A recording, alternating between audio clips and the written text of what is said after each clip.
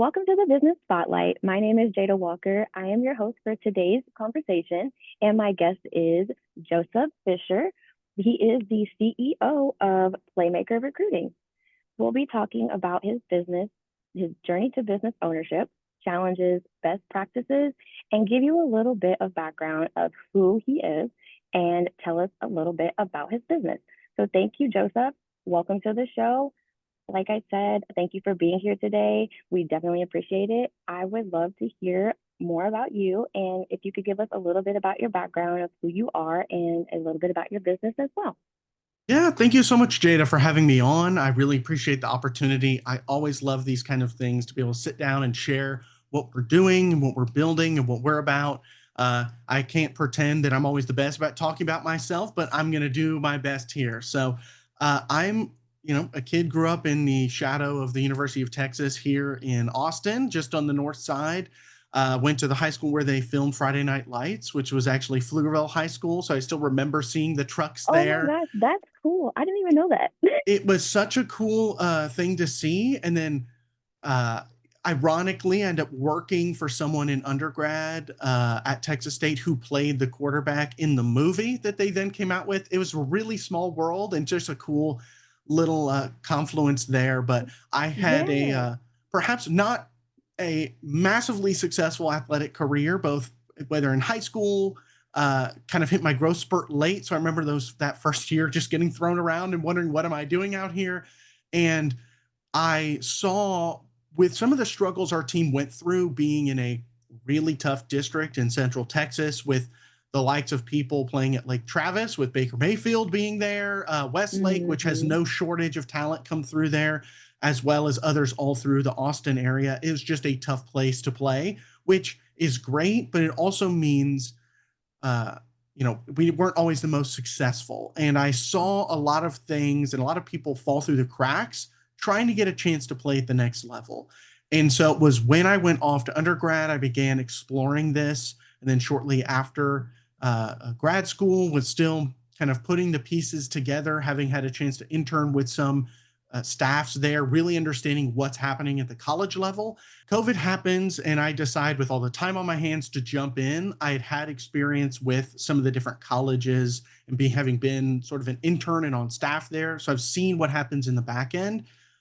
Then all the rules start changing with the transfer portal and NIL and revenue Hmm. share, which changed the landscape dramatically and made it even harder for a high schooler to get a chance at the next level because the attention is going to the flash and it sometimes lacked substance. And we see now Yeah. there are programs spending a lot of money that aren't as successful, and those that spend a little less being more. And it's about spending now more efficiently and making sure everyone has the best chance to get seen. Make sure that someone like a Cam Ward, who really had his shot because of the transfer portal, being able to move from program to program, now those people can get seen more easily, and those people aren't flying Yeah. under the radar. And for every Cam Ward, there's probably 100 that never even got a chance to get looked at.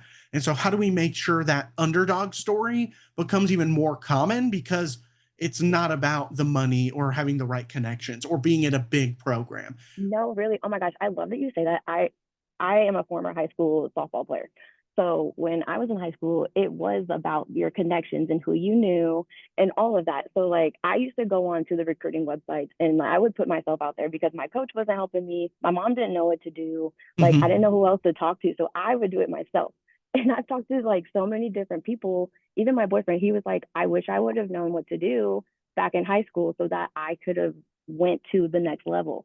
And I was like, yeah, like these like we need people like you because I love that. Like yeah, there's a lot of kids at my school who were not seen because of sports and like there was no one to help us. So I like really like this. Like I'm very intrigued by your business.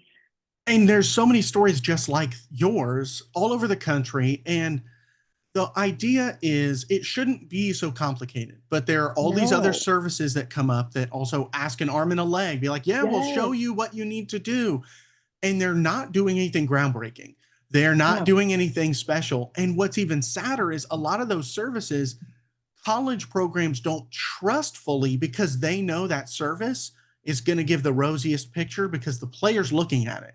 And they Yeah. know that it's weird. They can't fully trust it, but it's good that they now know this person is out there. So, how do we make sure instead of it being like ships in the night where coaches are looking for players and recruiters and scouts want this information, but they just keep passing each other because there's not a single place where all of this can be pulled into one location so that a player's not doing a bunch of extra work. The coach, your high school coach can, instead of being like, well, it takes all this extra work, how am I going to fix this? I'm also just worried about winning my games and keeping my Yeah. job. How do we give them their Literally. time back?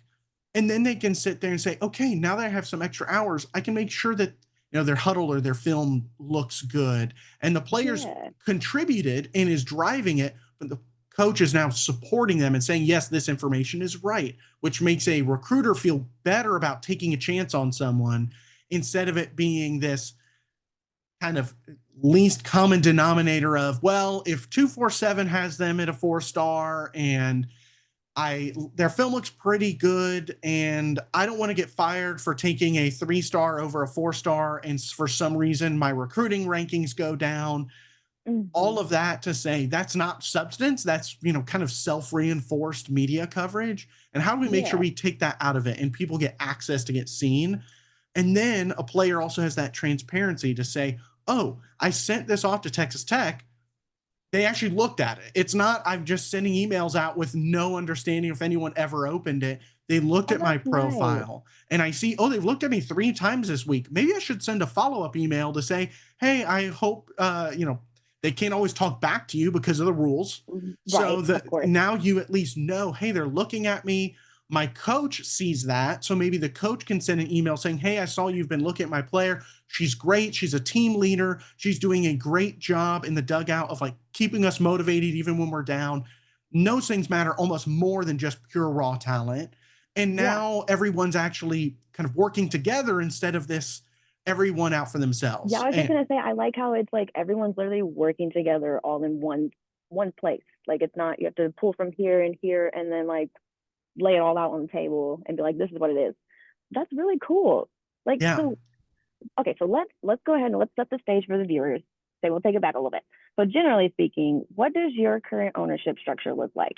Because uh, of course, like you're the owner, but like, do mhm. you do some work in the business? Yeah, so it is myself and a co-founder are two like owners. He's kind of the technical lead. I would like to say I'm good enough to be dangerous there. And my background being, in a past life in finance, and certainly a very different approach, but very still analytics based. I understand the data, doing a lot of that structuring and understanding what those unique analytics that we also offer to colleges look like. But when it Okay. comes to the front end, I would not call myself a designer by any means. I've learned a lot, but I wouldn't say I'm that's my innate talent. And so I have a lot of other teammates, some remote salespeople as well. We're a growing team, but we're still small. And because we try and put all the power into a player and their coach's hands, it doesn't mean we're around like a like some competitors that have these scouts everywhere that are then I was just writing about to say like a reports. scout. We are far more like here, we have helped aggregate everything. Now the player has their full resume and they have their questionnaire. So instead of you having to visit 10 different D2s that all have their own recruiting questionnaire on their website, you have one ready to go that's 95% of any question they're ever going to ask. So it's almost Yeah. like a common app for applying, but it's for your athletic career. And so we're really trying to bridge that gap and make it much more streamlined for everyone. And so college programs save time, players know how to navigate it, and the high school coaches that are supporting it are given more time to actually help kind of uplift those players and provide support that way. So our structure, I still do a lot. I I wear a lot of hats, being that we're still a young company, and I love that. It's challenging in a lot of different ways. And then as we're growing, we're adding more, a lot more to the team. A lot of ex athletes that we find, not only have they been through it and they know exactly Hmm. what they're selling, but they've been part of that team. They know what they're building and working towards. Yeah, that's really cool. I'm like, this is like listening to you talk about it. This is what I needed in high school. This is the website I needed in my life. Like, cause I just went on Google and searched like recruiting websites. Even just now, like today, I was like, what other recruiting websites are there still? And I wanted to see if the one that I used was still on there. I don't think it is. I don't recognize any of the ones that are on there now. Or But they've been I bought, and there's a lot of yeah, that. There's a lot yeah, of I the saw you like the Be Recruited. That was one I think that was around whenever I was in high school. And I was like, yo, yep, they just got bought by or not just, I don't know when they got bought, but they got bought by I think it was like NSA or um, NCSA. Yep. yeah, Oh NCSA. yes, they're the big name in the space. They're also one of the most expensive options there. They've done a Mm-hmm. lot to buy out all their competition, which is I'm sure helped them from their strategic standpoint. We have such a different approach where we never charge a player, we're never charging a family, and we Oh, keep our cost nice. to a high school coach as low as possible. We because of some of the additional tools we give them, there's either a base fee for that, or if all they're wanting to do is stamp and like say, yep, these are our players and this information looks right, that's free. So we try and make it to where Oh, it's nice. always accessible, because otherwise we're undermining the whole point, which is everyone has access. It shouldn't matter if they're in an inner city school or they're at some big, at Westlake. It shouldn't matter, and the talent should rise to the top either way. Yeah. So, quick question. So, if it is just like a player, like let's say that their coach doesn't even know what your website is. What if it Mhm. is just the player that is like controlling their their stats and stuff? Mhm. How would that work? Like, would they be able to like I guess ask their coach to kind of like do an Yes. input type of thing? I mean, okay, I'm like, So let you we answer. we do sort of, it's a great question, and we work sort of two ways. We do a lot where we will aggregate data ahead of time. So if a player's coming in, they've played varsity, some level of Mm-hmm. varsity, we've aggregated data. So when they come to claim that profile, it probably already has, if they finished last year on varsity, it has that season already there. It has, if they've Oh, posted some cool. totals out there, whether that's on a huddle or a max preps or other places, we've usually found ways, or another great place is that social media. We've pulled Mm, it together and we're linking where the film is, where the social media is, and those totals. that's So they come in and it's cool. already there. So we're not asking the player to log in at the end of every week and log this data themselves. We much prefer to find these third party verifications so we know the recruiter feels better about the numbers. It's not just from the Mm-hmm. player. And then we also try to do our best when it comes to those measurables, which players can provide, whether it's a 40-yard dash or a vertical or things like that. That's where we really love having a coach involved to say, yes, here's what we have for those records. And here's our version of it. The player may have submitted one, and the coach has also said, and here's our version of it. So a recruiter can look at both and say, okay, here's what the coach is saying, here's what the player is saying. That also gives them a little idea of, okay, is this how can I trust this player? Are they doing a Yeah. lot? It can also help them understand a little more about how they're handling their recruiting. And so there's a lot that's kind of passive for a player, which is great. And then they still have a lot of ways to say, all right, here's my link. I'm going to just send that out. And then they know when someone's looked at it, and that's even better. So everything really self reinforces. Man, that is crazy. I'm like, you're like literally you're answering every question without me even having to ask it because it's just coming. That is crazy. But like I love this. I'm about to tell everybody like I'm really about to tell everybody about Hey, afterwards. we're that's one of the biggest things where we find, when we talk about the different struggles we've had over these years, it's building that awareness, because someone like Yeah. NCSA, they have a new crop of parents that they can, sell the dream to. And Right. I get you're a parent wants to do everything they can to support their kid. Of And course. when they're being told, well, this is how these people get recruited, it's a hard thing to say, am I not going to spend that bit of extra money, or how can I make this work? Right. But in a lot of ways, that they love telling those stories for players that were already getting recruited and just happen to have that profile. It's like, so which came first in that, chicken or the egg, or egg scenario? So it's such a different approach. And we Yeah. always try and say the player first obviously has to drive their own recruiting. We know there's also a lot of parents that get really involved.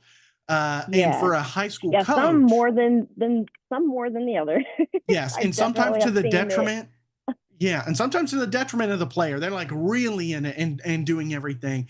And Yes. a high school coach we found, because we've talked to a lot of athletes, a lot of high schools, and a lot of colleges.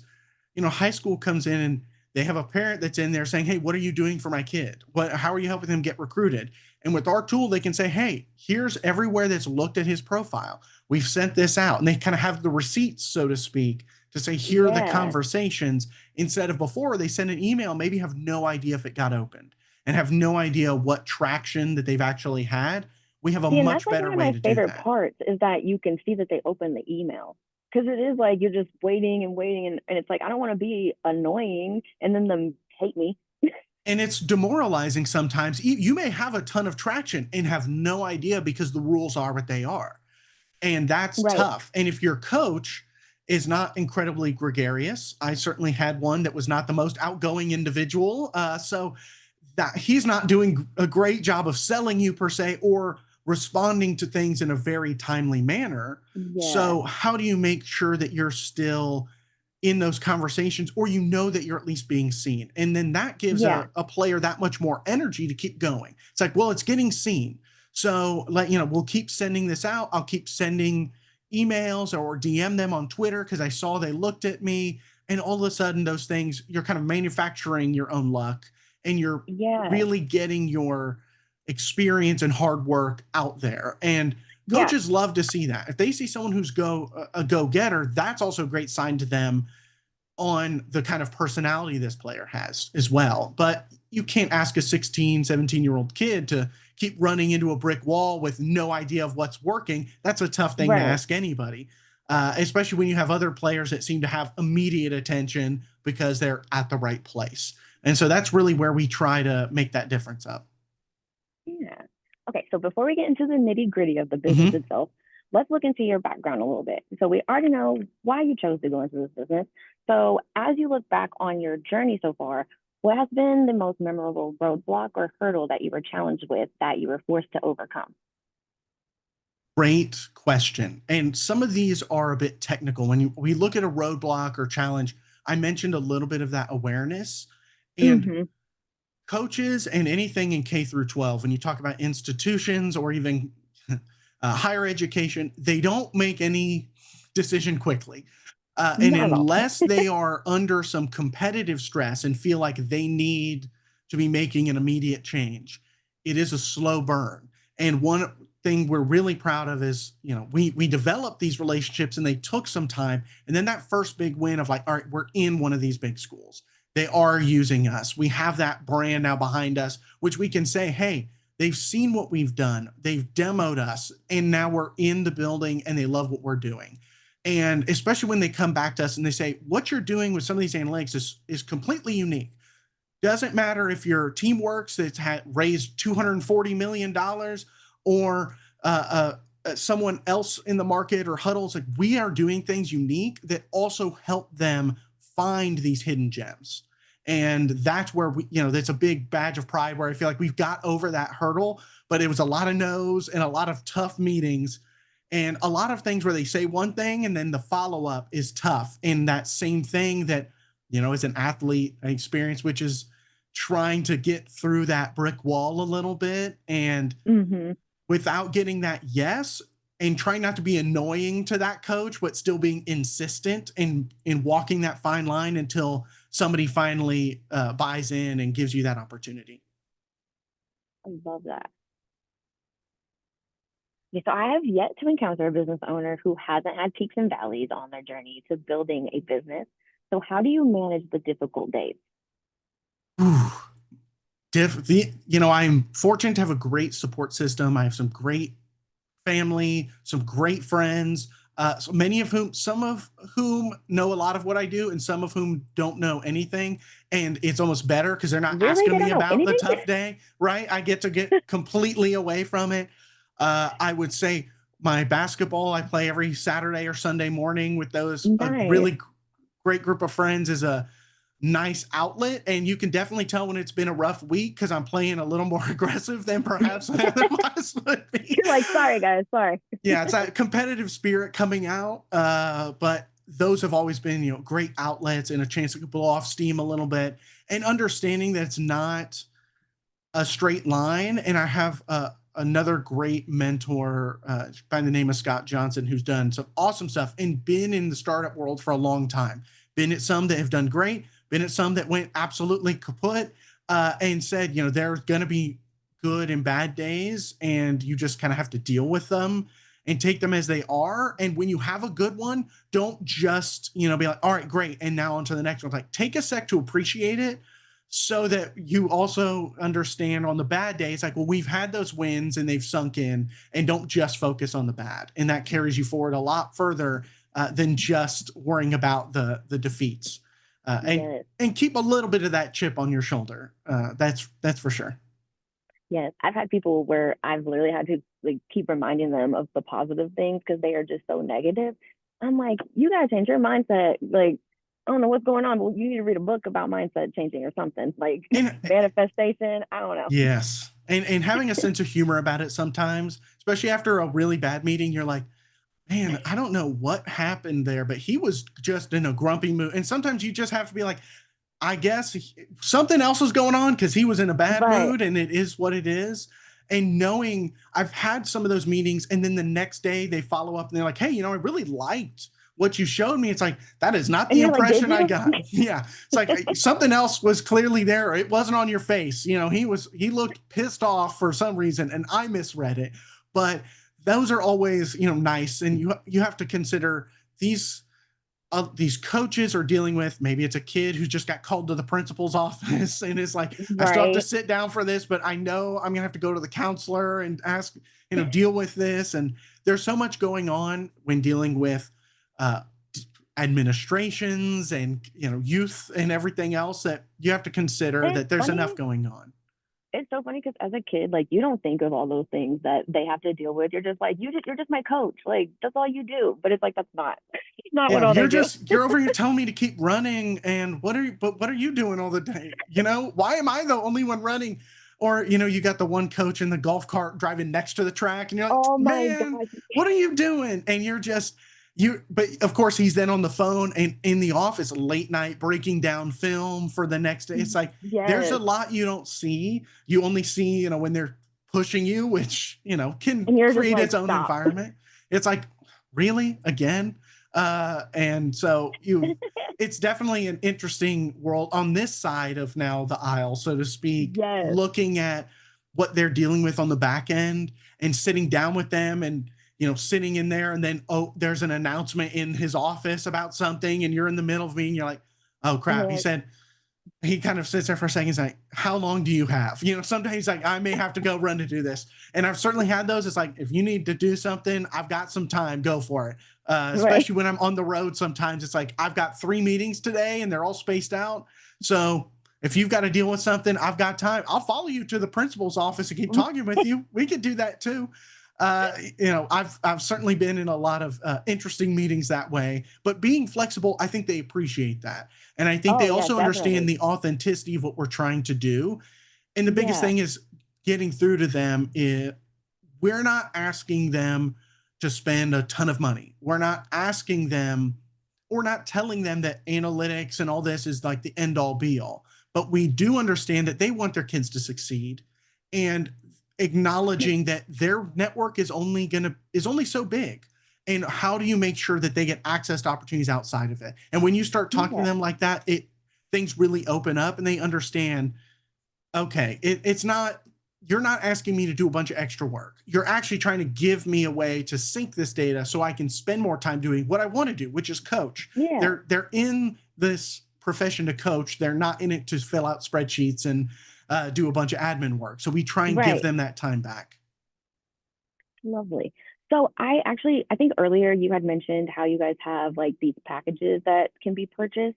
Could you go into more depth about those? Because I don't know if I had asked you earlier or if you may have, and I just like spaced out a little bit because like you're saying so many good things, and I'm like, wow, like I'm just really thinking about everything.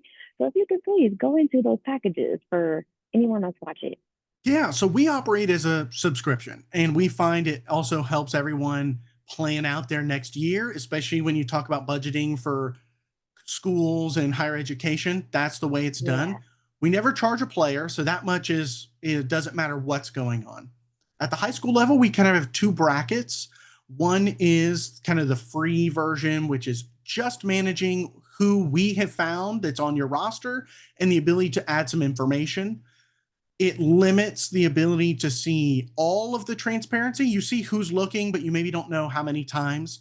And then there's your baseline kind of purchase, which is $500 a year. Again, we try and keep it incredibly affordable in a world where programs are being charged $5,000 a year for just like video tools. The last thing we want to do Crazy. is put even more. And public schools are already under enough budget pressure, as are most Right. schools. So, how do we make sure that we're not the straw that breaks the camel's back?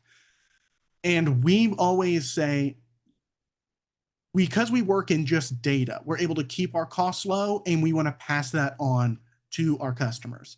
And so for that 500, that also includes ways to sync that data in their own way. That we also offer some, game analytics that helps them provide some high level reporting for other things they might do if they're not utilizing other tools for that. And then we also have things for the strength and conditioning coaches. So even in the off season, there's still use. It's not just an in season tool. It's something that helps Oh, that's them cool. track and keep organized year over year and keeps those strength and conditioning, from whether it's freshmen, and we have tools for freshmen, JV, varsity, it's all the same. And so you can track that strength and conditioning over time or the height and weight over time. And now That is cool. college coach may be like, oh, he just hit a growth spurt. Maybe, I Yeah, can see the jump here. That makes a lot more sense. And we provide that context and the story for that player's journey, not just, a one off. And that's really where we pride ourselves, is that context. So that's really where our high school items break down. And then there's just a few premium options, which is customization work for any unique analytics that they may have. And then really on the college side, there's two levels. One tends to be regional and one is a national. And that's just the database with all these players, our unique analytics, and kind of unlimited search and access. So they have the ability to search every player in the country that we have found and have pulled together. They have unique search and filter functions. They may love a running back. I'll use an example as one we had worked with recently. They love dual threat running back, someone who can run and catch. So they may look for a running okay. back that's 500 rushing, 500 receiving, at least 5 rushing touchdowns. Maybe they're at least 5'10". If it's a big D1 program, maybe they want to by a certain size. And Yeah, I was like, they were the big boys. Like, yeah, and then they look and they run that, and now they see not just those with the most highlights, but everyone from every size school that they may want. And then they may say, well, let's look at 5A, 4A, and 3A. And I want class of 2026 or 2027. Maybe they're building out an extra year. All of that's now at their fingertips, and they're one click away from their video. They're one click away from their social media. They're one click away from seeing their coach's contact information. So it's all right there instead of spending all this extra time going to all these different places. And then we have our kind of context analytics, which we've told is completely unique and really helps them compare apples to apples more with players, hmm because you may have one with a really difficult schedule and one that had a cakewalk, but how do you normalize some of that? How do you make sure that they can compare these more easily, or at least you have context for what happened? And that's really where we set ourselves apart. We try not to spoil too much of what we're our secret sauce, so you'll have to yeah. excuse me. Oh, But you're that's okay. really Yeah. how we. That's what we also really pride ourselves on, and what we've gotten a really great amount of positive feedback on. Yeah, that is really cool. I'm like, literally everything that comes out of your mouth, I'm like, you're blowing my mind. Like that emoji, that's me the whole It's time. we've it That's a hard earned reaction. There are certainly some times Yes. where we've pivoted a lot and realized, oh, they say they want one thing, but what they're really asking is another. And when you Yeah. start getting into that, you start really getting into their what the unsaid things that make them angry and keep the coaches up at night, that they're wishing they had a tool for, but they can't really express because they've never had anyone Right. try to solve it that way. And that's where we feel like we really set ourselves apart. Yeah. And it's funny because I was like, I was gonna ask a question like, what sets you apart from you and your competition? But I'm like, I don't even think y'all have competition at this point. I don't know why anyone else is using I anything else. think there are people that definitely are in that space, but we structure Hmm. ourselves so differently. I think we are unique in that way. And Yeah, because you of how are. we aggregate and try and keep everyone working together and keep Hmm. that access so much easier, that's where I feel like we really separate ourselves. And why Yeah. I feel like because of the two different tool sets we've actually bridged, we are unique in that way. But there are people on Mhm. each maybe side of the uh, type of product where we're competing with, but by I think directly connecting, we really make ourselves a wholly unique experience. Yes. So this is going to lead me into marketing, which of course is something that's vital for every business out there, and some people obviously struggle with. So I'm always curious what successful businesses are doing. What percentage of your monthly sales is typically invested back into your marketing budget? Great question. I would say there's two elements here. One is our kind of public facing advertising, which goes out targeting players to claim their profile in high school programs. And then we have our direct sales channels, which really go talking to colleges because we know there's a Mhm. defined universe. We know who we're trying to talk to. And so Right. those tend to be a lot more targeted. Okay. We're putting a ton of money back into our sales and marketing, given that our biggest goals right now are building that awareness and building that inbound sales engine, something where now people know more about us and so they're coming to us. So when they Google, they're like, well, they're not just Googling college recruiting. They're, well, what about Playmaker Recruiting? I heard about them. I got a friend using that. Let me go check that out. And that being the change in behavior and where we start really accelerating that growth and the number of programs already claimed profiles and everything like that. So that's where we're really investing. So I'd say by a percentage basis, we're probably at 80% is going right back in, and the other 20 is going into other initiatives based on feedback we're getting from others. So that's kind of where I would break that down. Nice. And I like that because I'm from Illinois, so I'm definitely going to be telling all my friends from Illinois to Mm-hmm. put people on because I think some of them even work at my high school now, like our old high school. So I'm like, yeah, y'all need this. Y'all need to check it out, all of you. Yeah, we're always excited to help more people out. And where in Yeah. Illinois did you go to school in Illinois as well? I did, yeah. I literally like grew up in Illinois from kindergarten to high school. I lived in, I don't know, you probably won't know where it is. It's called Rantoul, Illinois. It's where like the old like U.S. Air Force Base used to be. Like some people know that, but then other people Okay. just don't. But if you know where like Champaign, Urbana is, like with U of Yes. I, Yeah. yeah, I'm from that area. Gotcha. Gotcha. Awesome. Yeah. So fighting Illini from here, but Yeah. I mean, they've had a great start to the season. It's they a tough did actually. conference. I was surprised. Yeah. I was very surprised because the past couple years I haven't. I don't know, I but they're I definitely certainly getting get that. better. Yes, and it's one of the things. It's iterative. I certainly, and every program's trying to navigate the new rules and everything differently. There are others Yeah, who are spending until the hope is it pays off. I don't know if that's going to work for all of them, but fair enough. And then you've and got actually, people. Yeah, sorry. Go ahead. yeah, no, no, I'm so sorry. I didn't mean to cut you off. I thought you were done. But actually, like now that I'm thinking about it, I think one of my cousins, she has a friend that works in like the athletic um department at the U of I. So I'll try and mention this to him too, That's awesome. because Yeah, he we're would love always it. trying. Yeah, Yeah, of our course. our current presence is mostly through the south/southeast as we're Mm-hmm. trying to build, partially because that's where I had some connections already, Right. and also tends to it's being it from the state of Friday Night Lights. That from the high school level that has its I'm just own. gonna mention that to all of them. They're gonna think that's wild. It's such a cool kind of thing that we played, and they still played in that little stadium for so long, despite how big the high school got. They Mm-hmm. finally have built a new big one. I guess that's nice for fitting more people in, but it doesn't quite feel the same. But it is cool. So that big P you see there, that's for Permian for the show. It's actually P for Pflugerville Panthers, which is That's cool. so We're funny. also blue and gold. That's so funny because then you guys are like, yeah, that's my school. Yeah. Like I would point it Yeah. out I all the know time. that I'd tell field. everyone, I know that field yeah. house, and it was that small the whole time too. So it's Oh nothing, my gosh, nothing, it wasn't exactly glamorous, but it's very cool. that's so funny. Okay, so back to Yes. marketing. Sorry, Yeah. totally went off tangent. But No, it's all good. so for what sort of marketing planning do you have in place right now? So we have really two big initiatives. One is we're now generating new features. So something where Okay, a player has been found through the system and we know they don't really have many offers or they're all small schools, but they stand out in all these other ways. And writing kind of these little reports saying, hey, here's somebody you could find through Playmaker. Here's what are some of those things that make them stand out.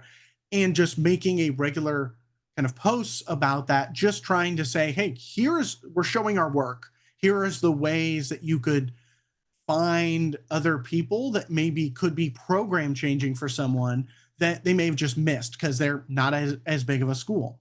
And then the right. other is, things like this that we're doing here that are the chance for us to tell our story in a full way so that people really understand that we're not just another one of these recruiting services. We aren't a recruiting service. We are a platform trying to connect everyone in that space. And that's where we feel like we just really want to tell that story because we're not trying to sell a player on, we'll write a report for you and then we're going to get you recruited. And I'm going to call my 5 people that I know and he's going to call his 5 and we'll get you there. It's much more about giving them the tools and understanding of what that looks like and arming them with everything they need and understanding where there's information out there that's free. Something that we do is we'll point to the College Board, which has free tools, which will tell you everything you need to know academically about a school. That's Hmm. awesome. And that if they have a particular degree they want that they've also filled out, they know, okay, this school's looking at me. I might want to check them out. What is it? I've never heard of Southwestern. Oh, it's a small D3 in Georgetown, Texas. Maybe I should check that out. Or you see something like Illinois, and I was like, well, I know Illinois. I know what's going on there. I was thinking of going there anyway. This would be awesome. Kind of those opportunities all in one place. And so by doing that, these two methods of one telling our story and getting the word out and the other kind of showing our work is a big part of what we're doing and where we have that really our marketing spend is going in addition to improvements on their social media advertising that's kind of paid ads, but it really comes back to things like this where we are telling our story and coaches have an understanding and have the chance to see that we're not just another recruiting service, and that there's this Yeah. genuine desire to try and help fix the system that is strayed very much off the path I think so many believe it should be on, and that is the best way to operate just because of all the money being thrown at everybody right now. I love that. That was a great answer. Thank you. Yeah. Okay, so moving from marketing to sales, what does your sales process usually look like? I say you usually go to the schools, right? I think we already answered Yes, that. our colleges are very outbound, and that's gotten better. That cycle sped up a lot from when we were first coming around, and it was kind of a year because it was getting in front of them. They're testing it, they're unsure. Then they maybe have a little tougher season, and they're like, well, maybe we need to try something new out because things aren't going our way. And that's gotten us in some doors. And now that we're building a little more reputation, that's getting easier. And hopefully, as we bring in some new big names here soon, that's, fingers crossed, And then that's it why I'm like, I'm gonna becomes, mention it from back home. Like they will definitely hop on real quick, I'm sure. and it's one of those things, it's like a few kids did their homework in class and everyone else forgot. And so, depending on who you copied off of, it depends on what answers you got. And so there's a lot of schools that operate off of there's some other people that are good at finding talent. And if they offer them, we should look at them. And they kind of get to come in later. And a lot of big programs that are big brands that feel like, well, we can offer them and they're going to come here because we are Alabama. We are Right. Georgia. It's like people want to Yeah. play here, but we don't have to find every single kid, though they're going to do their due diligence. They're not having to be as in the weeds in the grassroots Yeah. at that level. And so we find connecting with those programs has been great because they're only accelerating their search. But now with the money that's come into play, Georgia can't just offer somebody and immediately hoard all the talent. It's going everywhere now. And so Yeah. them being that much better about it, and us setting ourselves apart there, bringing in a big program also means everyone else, if Georgia does something, Alabama's looking over, it's like, what, they're using Playmaker Recruiting? What is that? We should probably look into that. What's going on? And the competitive nature takes on, is like, well, if they're doing something, we should probably at least explore it. And so that's Yeah. what we're hoping to do next, is find those big partners that are going to be not only champions of the new, trying to get back to the right way of doing things, but also kind of, it's going to put competitive pressure on everyone else, because I'm a true believer in the things that we're doing, and we've seen results of that, where these players that are overlooked get that shot and take off. And we want to be able to say, well, everyone's a playmaker athlete now, because Yeah. that's what the system is designed to do. I love that. Okay, so you had mentioned having a few team members where possible. I feel it's important to address the topic of building a great team. So, how do you describe your leadership style in business, and has it changed over the years? Yes. I will say, as the most, except for one, I'm definitely the most junior member of the team, ironically. Noah, who's the CEO, Noah Menikoff, was a gem I found. This is back when Angel List, before they became Well Found. Yeah. I can't tell you the number of in of bad and sometimes very awkward interviews where, I sit down, and I was also clean shaven. So I'm sitting here baby faced, and people 20, 30 years my seniors sitting here. And I'm like, here's my idea. Here's what I'm thinking. I've kind of built out, and the very interesting conversations that came from that. And Noah has been an absolute rock star. So I will say I also got very lucky in the way I came across him. He's also based here in Austin, which I think also helps Nice. keep community. It's not someone incredibly far away. We just Right. sat down for dinner yesterday, literally, and had that That's cool. chance to, always try and keep. It's not a big company, but company morale, we're keeping it up, Yeah. and then we have our salespeople, and I tend to always first want to surround myself with people that are smarter than me, so that when Mm-hmm. I ask a question, they're like, it's a reasonable question, but this is why we're not doing it. It's like, cool. I'm not going to overrule. I have no ego about it. And it's not about me or the brand I'm building. It's about the company and what's best for the mission. And I find that by having that at the heart of everything I do, I'm avoiding bringing in a bad vibe that maybe attracts Yeah. the wrong people. And I tend to be a little more hands off. My leadership style is Mhm. not over someone's shoulder. I am You're not a not a micromanager. micromanager. No, I think in a previous life, when I was leading over a group of analysts, uh, I I want to give them the tools. I will train them. I'll show them these things. If they ask me a question, I'm happy to get as much in the weeds as they want. But if you don't ask me a question, I'm assuming you got it. And we're gonna touch base when we have that next meeting. And if there's a question, then we'll get into it. And I think that honed a lot of those skills, where I believe in being a great teacher to empower people to do a great job and be really good at communicating the vision, that's rattling around up top in here somewhere, Yeah. and then letting people do their job and not having a million meetings on their calendar so that they can get their work done. And that's really how I tend to operate. I think earlier on we met a little more often as we were making these bigger chunks and more progress, and there wasn't the framework already in place. Right. And I've definitely always been a little more hands off, but I think I've found the right balance now, except for then when we have new people, where I feel like, some of the interns I've had say, it was great. I got to do a lot of cool stuff, but I didn't see him that often. It's like, well, that's fair. I am a little busy. I will admit that.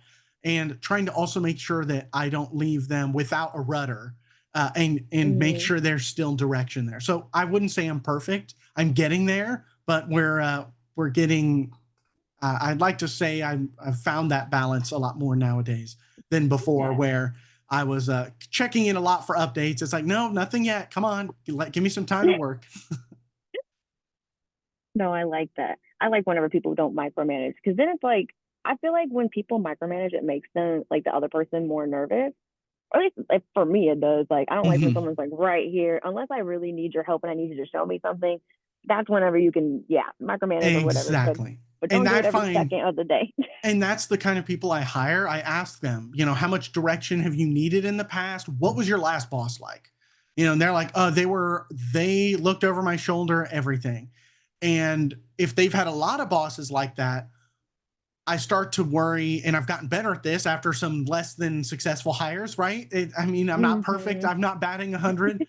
That is okay. They've had a lot of that experience and they say they're ready to have someone that's not micromanaging, but then when they're in that It's situation they're almost too free and they don't know what yeah, to do. So I have found that the people that have had previous startup experience and people that have, Noah was a very early, either one of the very first employees and kind of founder of a fintech group back in the day, and they had an exit. And so he's been there. He's seen what the kind of scrum looks like, as well as once it's reached a little more stable position. And he's kind of, been always been very honest with me. Is like, here's what I'd like to set up as our recurring meeting and what that cadence looks like. And I'm not getting in the, I would be a terrible leader if I got in the way of that when he's saying this is how I will be most effective, and I would overrule him because I like to hear myself talk, which I don't, which is maybe a good thing for everyone. So I've had those bosses where they have their way they want to do it, regardless of what anyone has to say. It's going to be done this way, and that's that's his prerogative, and that's just not how I'm going to run my company. yeah, no, I love that though. Okay, so let's fast forward and let's look at what's to come. So, where do you see your business in the next 3 to 5 years? Our biggest next mission is expanding sport coverage. We have some core sports and we want to widen that because our goal is it's not just about the revenue sports, it is about all these other sports. Football Right. obviously gets no shortage of attention. And part of Not at that all. is the TV contracts that are structured as they are. I certainly see that continuing to expand as renegotiations happen and we're seeing more Hmm. revenue come into those additional sports. But for the moment, obviously, that football is that dominating factor, which is why we focused on that first. We want to have basketball, men's and women's, and then baseball, softball out here, in another month, because we've built our structures to be able to expand sports very easily, and we have that ability. And then the other is looking to expand partnerships with junior colleges who are now, because of the way the new transfer system is set up, are being put under a lot of pressure to develop players to get to that next level because they're taking fewer high school Yeah. players. And how do Hmm. we make sure that they still have the resources to take that next step? So, working with a revenue share to say, hey, every junior college in the state of California is now banded together. They're putting all of their athletes in one place. There's a subscription there, and they get a dividend back because they're putting all this work and effort into helping these players succeed. Huh. And then the players are getting national exposure, not just where their coach has the best Yeah. connections. It's hard for a junior college in California to connect with, a NC State all the way on the other side of the country unless they Right. have a previous coach's connection. And maybe only a few of those coaches have that national attention. So, how do you make sure you even that out? And that's where we feel like there's a new evolution for us to make there. And that's just junior colleges. There's certainly opportunity, whether it's NAIA or other external to the NCAA institutions that are in this kind of forced feeder program position because of the way the NCAA has ended up shaping up.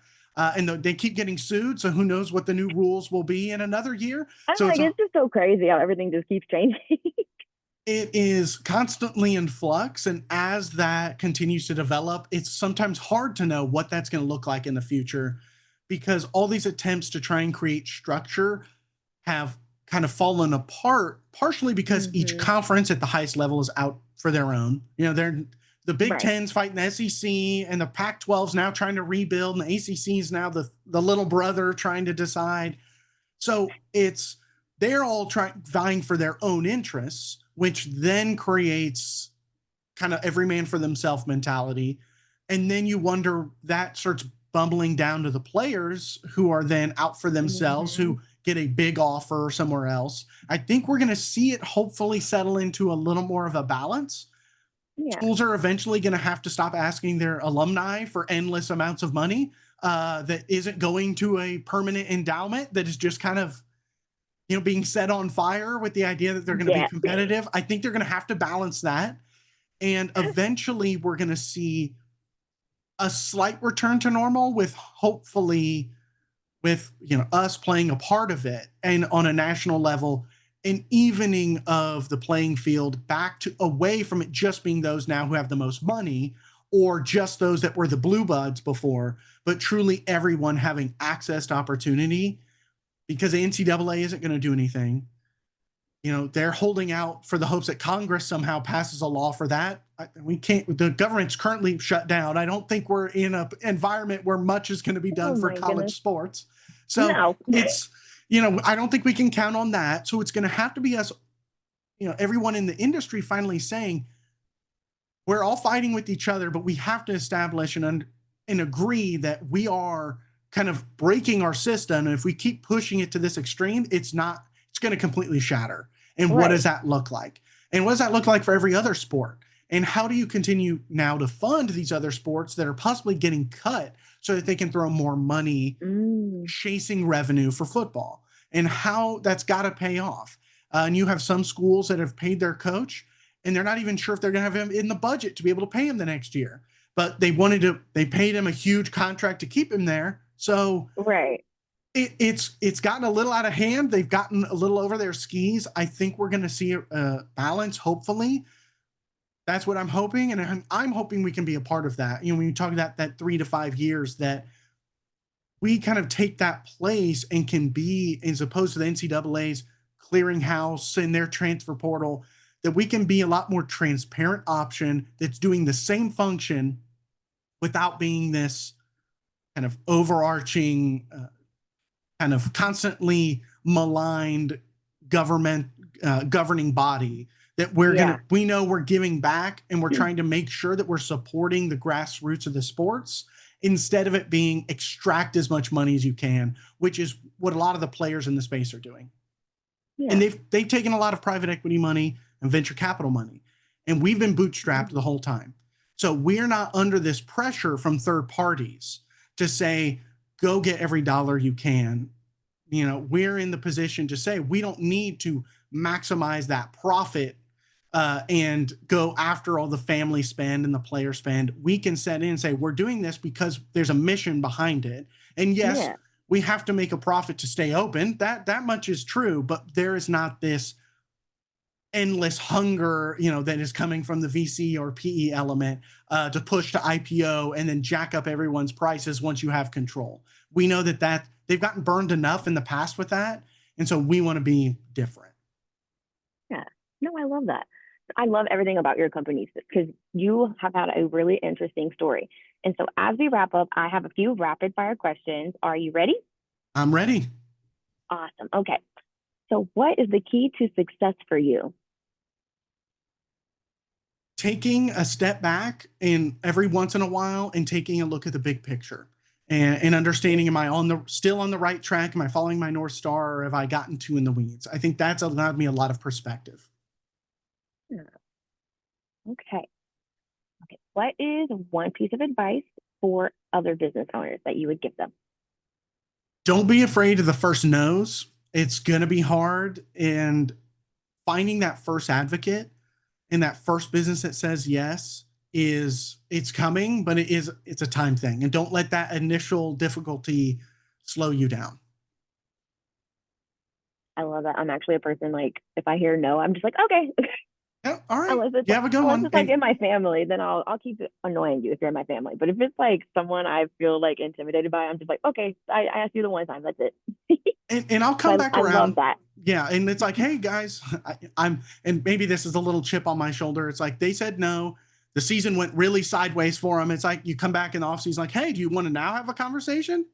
So it seems like Right. you had a tough time. You're worried about keeping your job. Maybe now's the time to do something different. You want to try that? That's a little bit of the. I phrase it a little nicer than that, but certainly I have a long memory a little bit, so Yeah. I keep an eye on those things. Okay, so this is kind of a fun question. If you had a little bit of magic dust that you could sprinkle on one spot of your business, where would it be? Ooh, that's a tough one because there's so many. How much of this dust can I get? Because I'm like, maybe you can sprinkle half of it here, half of it there, type of thing. I think it would be on that marketing element and Mm, really some really engaging stuff to really build that interaction and engagement online and our opportunity to tell that story and brand awareness. Like that's where that dust is going. I think I have such a strong team in other areas that if we get the chance to get in front of someone, we can figure the hmm rest out. Yeah. All right. So before we get to the final question of the day, I would like for you to share with our audience how they can follow you or learn more about you or contact you. Yeah, so our website is playmakerrecruiting.com. We have a ton of information there on our site. You can request a demo. If you're a player, you can go to that student athlete page and try and claim a profile. Right now, football is what is live, but we will have those other sports live very soon. So keep an eye out for that. And then we have Instagram on Playmaker Recruiting, Facebook, Playmaker Recruiting, Playmaker Recruit on Twitter or X or whatever we want to call it these days. And all of that is linked on our website. We highly recommend, keep an eye out for us and if you're a coach, fill out the request for a demo. We're always happy to talk and we'll be able to help you one way or the other try and solve these issues, whether it's also working with your PTA or booster club to make sure everything works out. All righty. Well, we've come to that final question of the day, and that is what is most inspiring to you today?